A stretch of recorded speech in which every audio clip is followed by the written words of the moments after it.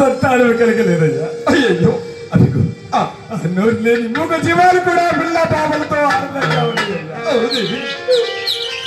ఆ పక్షి పిల్లలు తీసుకుని వచ్చి నా చేతికి ఇవ్వదట. భార్య మాటలు కాదరడి శివరామయ్య గారు చుట్టుపక్కల ఎగబ్రాకి పక్షి పిల్లలు తీసుకుని వచ్చి రంగమ్మదేవి చేతికి ఇచ్చాడట. అది చూసినటువంటి రంగమ్మదేవి ఆ పక్షి పిల్లలతో ఆడి పాడి ఏ విధంగా పళ్ళు పలహారములు వినపరిస్తూ ఉన్నదయ్యా. అయ్య బళ్ళ పాలారం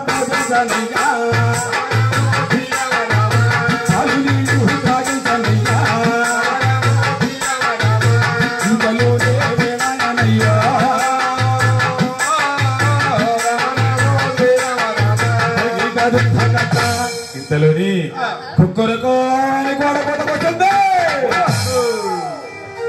ఆ యథా ప్రకారం పక్షి పిల్లలు గుడ్లు పెట్టి ఎగువ తిరుపతికి చేరుకున్నారట. అంతలోనే భార్యాభర్తలు ఇరువురు కూడా ఆనవాళ్లు కొరట్లో స్నానం ఆచరించి బ్రహ్మముడులు వేసుకుని ఆ దేవస్థానం చుట్టూ ప్రదక్షిణలు చేస్తూ ఉండగా అంతలోని శివరామయ్య గారు ఏమంటున్నారయ్యా, దేవి నాదా ఎంతసేపు చూసినా కానీ ఆ శ్రీనివాసుడు కనిపించడం లేదే. ఏమే రంగా అనిగళ్ళ నగరంలోనే కాకుండా తిరుపతిలో కూడా నన్ను కొట్టుబోతు శివరామయ్యను పిలిపించాలని ఇంత దూరం తీసుకొని వచ్చావా? ఏమీ లేదు నాదా అని చెప్పి వేసిన బ్రహ్మముడిని విప్పదీసి శ్రీనివాసుని ఏ విధంగా ధ్యానిస్తున్నాయ్యా.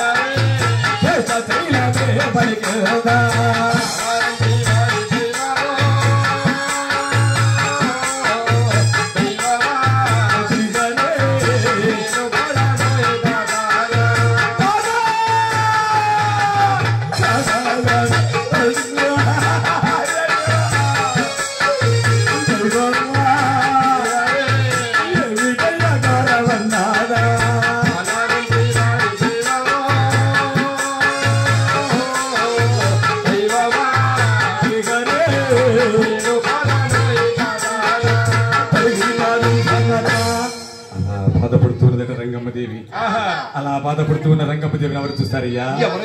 ఇంకెవరైనా ఆయన ఆ యొక్క శ్రీనివాసుడు చూసి అరే దయచేసి చెప్పులు ఇడిచి పక్కన పెట్టండి అమ్మా, చెప్పులు పక్కన పెట్టండి, దయచేసి కూర్చోవాలి. ఎవరు కూడా సాక్షాత్తు ఈరోజు మన నారాయణపురం గ్రామం ఎంతో అదృష్టం చేసుకుంది తల్లి. ఎందుకంటే ఇలాంటి అమ్మవారి చరిత్రలు అంతరించిపోతున్నాయి.